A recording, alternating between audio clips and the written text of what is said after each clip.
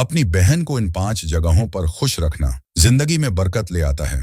बहन सिर्फ एक रिश्ता नहीं होती, वो घर की रहमत और दिल का सुकून होती है। अगर आपकी बहन है तो ये वीडियो आखिर तक जरूर सुनिए। नंबर 1, बहन की इज्जत की हिफाजत करना। अल्लाह के यहाँ बहुत बड़ी नेकी है।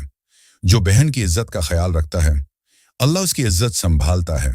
नंबर 2, जब बहन टूट जाए तो उसका मजबूत सहारा बनो। ये साथ देना अल्लाह की मदद को तुम तक खींच लाता है।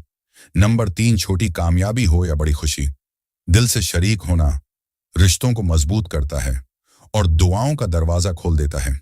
नंबर 4, सख्त लफ्ज बहन के दिल को तोड़ देते हैं।